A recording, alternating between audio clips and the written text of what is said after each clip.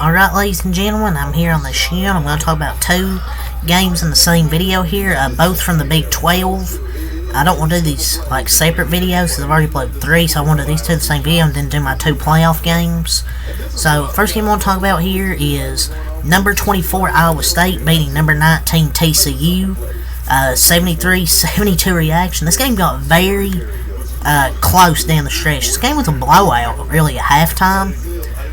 It was really a tale of two halves. Iowa State was up 44-26 at halftime. Their offense really cooled off, I thought, because they were shooting really well from 3. They were shooting like 50-something% from 3, about 50-something from the field. Their offense really cooled off. They really struggled down the stretch. Yes, they survived this game. That's the key thing, to get a Big 12 win on the road at TCU, to bounce back after a tough loss your last game at BYU, and to get a win on the road in Big 12 plays good. But TCU, what really cost this game was turnovers. 26 total turnovers. Iowa State's defense, I thought, was pretty good at forcing turnovers. That's why TCU lost, was the 26 turnovers, giving Iowa State so many extra possessions, 16 more extra shot attempts. And Iowa State was lucky to survive because they got outscored 46-29 in the second half. And TCU had a 3 at a buzzer to make it a 1-point game. But a big bounce back win. 73-72 is your final score. And it's a bounce back win for Cyclones after losing at BYU on Tuesday. And they did have with Taman Lipsey too. One of their best players out this game. A huge win without him. TCU cut a 19-point second half deficit down to 4 with the ball a few times. But they really couldn't get any closer until they hit a 3 until the buzzer sounded. And that's an important take home an important win. To take home an important win in Fort Worth. I mean, yeah, they almost choked, but almost still counts as a win. And without your starting point guard, I know they blew a 20-point lead, but all that matters at the end is winning the basketball game. Winning by 1 is not luck based on skill. They've played without their starting point guard on the road against the top 20 team in TCU. Like, win's a win. Just watch the games. TCU played better in the second half because they weren't turning the basketball over. They were making shots when they actually had the basketball. Just a sloppy start, and you can't make this kind of mistakes against Iowa State, a really good defense. And the speed they're playing with was fantastic. Forcing 18 turnovers in the first half, he forced 8 more. And scoring about, and they had 29 points off those turnovers. That's the reason Iowa State won this game. They scored like, 30-something points off turnovers.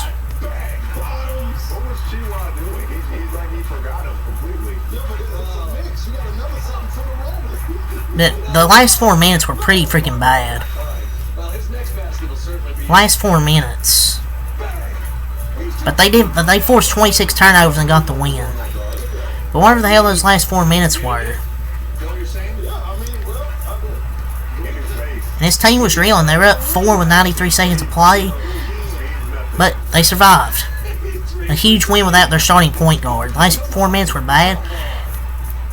And the ward on the bench the last 5 minutes was pretty bad, but those last 4 minutes provided experience and lessons to the team today about what not to do in trying to close the game, about putting the ball in Taman's hands in that situation when he's healthy. Easier to say that when you still won. They need him in those like late game situations. But impressive win. I don't care if it's only by 1 point. Win's a win. 50% from the field. It's just they shot well when they didn't turn the ball over. It's just the turnovers really haunted them in the first half, giving up 29 points off those. For Iowa State, Keyshawn Gilbert, 20 points, 4 assists, 4 rebounds. Curtis Jones actually played well this game, 17 points.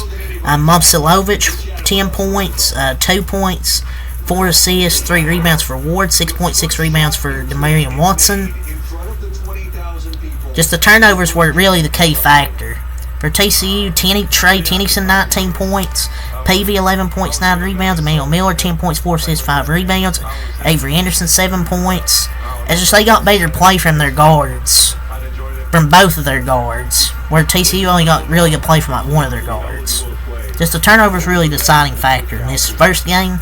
The next game I'll get into is Number 25 Texas Tech beating number 20 BYU at home with a stunner in the second half, with a massive comeback. This is a heartbreaking loss for number 20 TCU. And that was a huge comeback because Texas Tech comes back from a 17-point deficit to beat BYU and remain undefeated on its home court. Pop Isaacs was clutch, 32 points, and they've won 10 of their last 11 games and are now 4-1 in the Big 12. This 15-3 start is its best in 22 years. Just what a massive comeback. And that was a really fun game. In this game, Texas Tech's student section was great as well. They have a really good student section and just a great environment. Just a great environment in Texas Tech.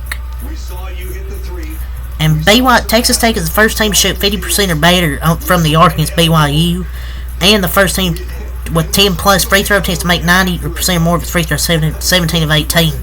And they're the first team to score 50 plus points and a half against BYU, 53 in the second. It's just, I don't know what happened to BYU's defense in that second half. Like, they played well in the first half, their defense. But you know, Texas Tech was down by 11 at halftime to Kansas State last Saturday and won. And they have guards that can fill up the scoring sheet. And the run was coming. There's just BYU just couldn't generate good enough shots and compete on defense. They just couldn't. Just an impressive rally to beat them 85-78. Outscored them 53-30 in the second half after getting outscored 48-32. Being down by, I believe, 16-17 points. To erase that at home with a huge comeback against a really good BYU team. They shot 50% from 3, 47% from the field. And their defense really tightened up in the second half, and their offense was able to get going. With Pop Isaacs with 32 points, 4 assists, 5 rebounds. McMillan, 14 points, 5 rebounds. Washington, 19 points, 9 rebounds. It was really Pop Isaacs doing most of the work, and you had Washington and McMillan chip in. Ali Khalifa for BYU was their lead scorer. The center, 21 points, 3 assists, 7 rebounds. Richie Saunders, 16 points. Hall, 12 points, 6 assists, 7 rebounds. Traore, 8 points, 8 rebounds off the bench. It's just Texas Tech got better play from their guard, Richard Isaacs, Pop Isaacs, to improve to 15-3. This is a heartbreaking loss for BYU because they really could have used this game here on the road against a top 20 team. But BYU's legit, and this Big 12 is just such a good conference. I mean, just such a good conference.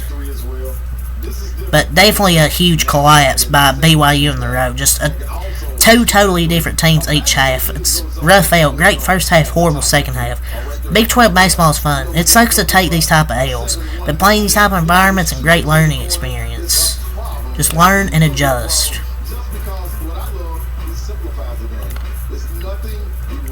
And that Khalifa guy they have is a problem for BYU. He's really good, but Pop Isaacs was insane.